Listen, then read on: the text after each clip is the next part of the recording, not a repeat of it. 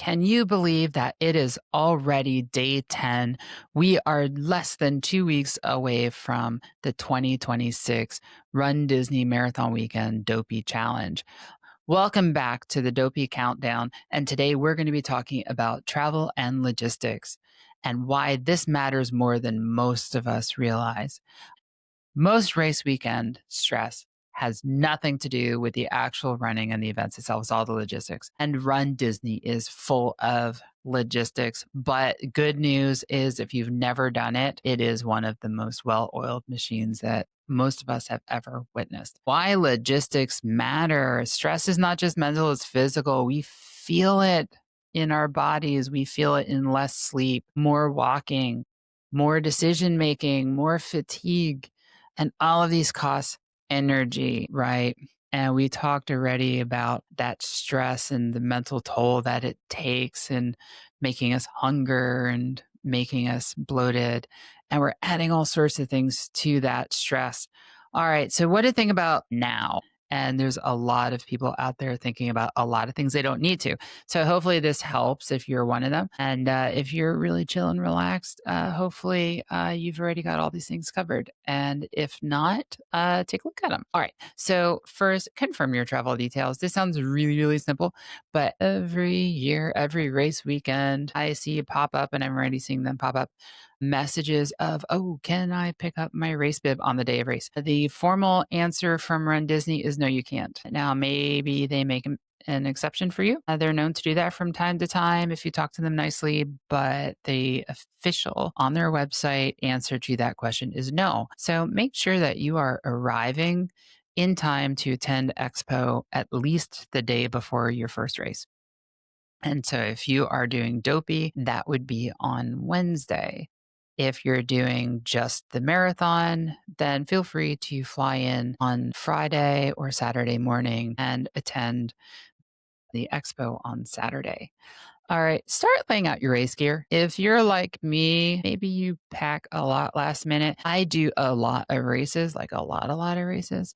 And I kind of just have gotten used to keeping my go bag for races together. It's got all my stuff in it. But, if you don't have that or this is your first one, now's a good time to be laying it out physically on the bed, on the floor, wherever.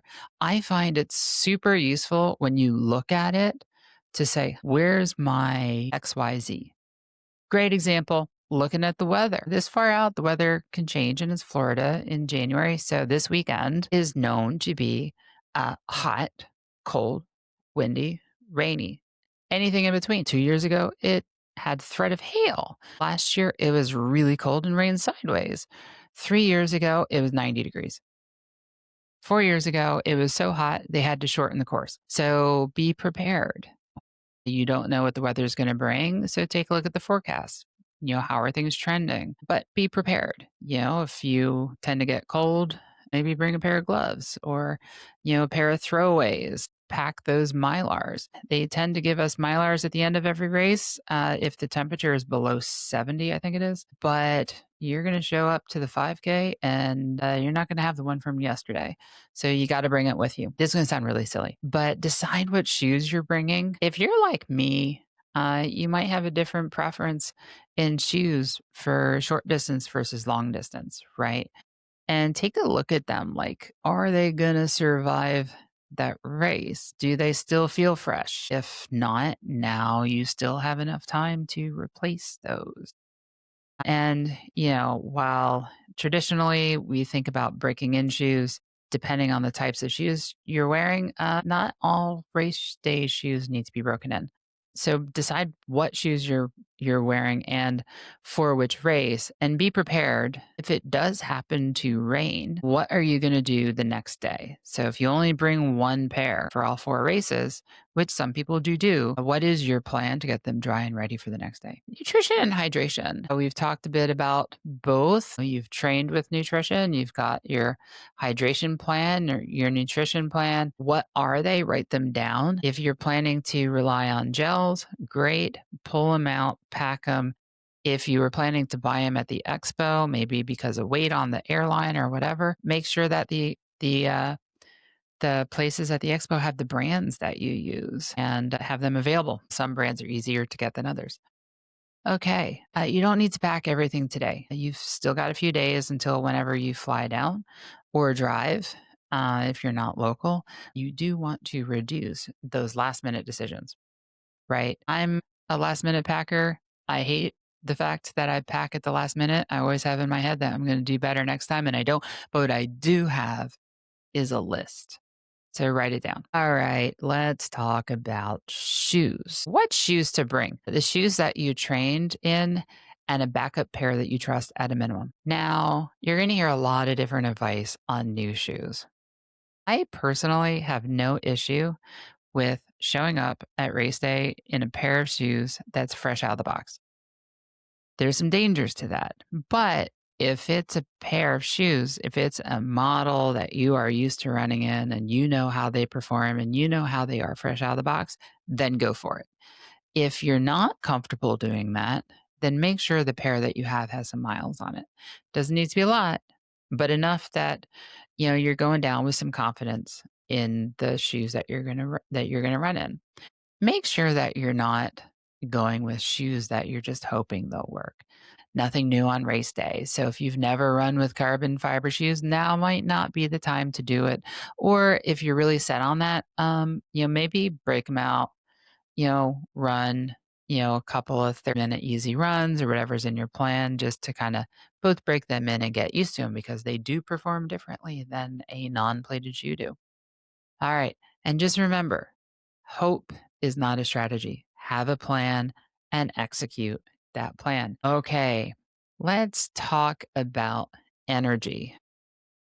I'm talking about your personal energy, not what's coming from the power lines. Okay. Every unnecessary decision that you take drains your energy, your physical energy, your psychological energy. So the more that you can decide early on, and be intentional about results in simplifying your choices later on, which will make your race week calmer. Now, I talked about logistics at Disney and runDisney. Know that, if you are staying on property, there is a bus from each hotel, and that bus will run from a very early time. It changes depending on which race we're talking about, and it will run until about 4 o'clock.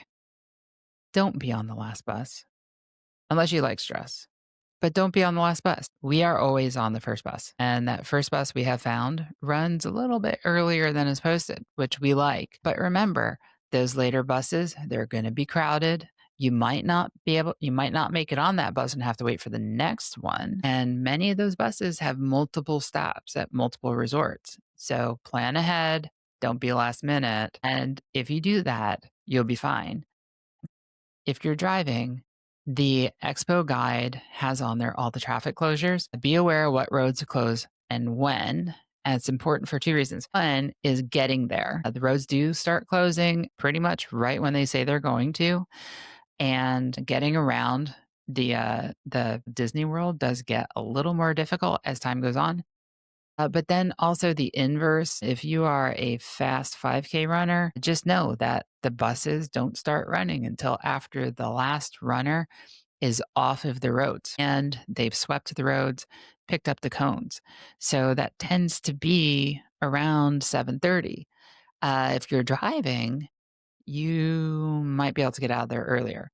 On the flip side, on the half marathon, it might be more efficient to take the bus. So take a look. If you have a car and you're staying on property, we tend to drive to the 5K and 10K and take the buses to the half and the full. But you take a look at it, decide what's right for you. If you're in a later corral, driving might be easier if you are one of those folks who like to get there closer to the start of the race. And, taking the bus has the benefit of being very low stress.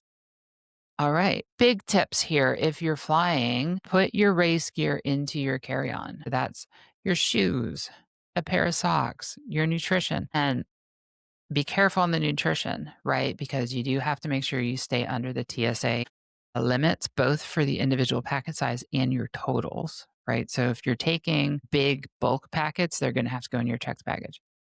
All right. and 1 day worth of kit. You don't have to put all 4 days in, but at least put 1 day. So if your checked bag gets lost, like God forbid, but if it gets lost, you at least have something that you can wear on the first day or a day. All right. Same thing, like your bags can be replaced, if they get lost, but your race day experience can't be replaced. You've trained for this, you've paid for this. Do everything you can to make sure that it goes off without a hitch. All right. So that said, your logistics don't need to be perfect. You can't predict everything. The best you can do is the best you can do. So plan ahead as much as you can and know that things change, right? All right.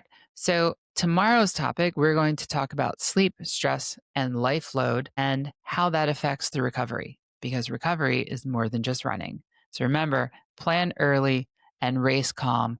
Be fierce, be you, and I'll see you tomorrow.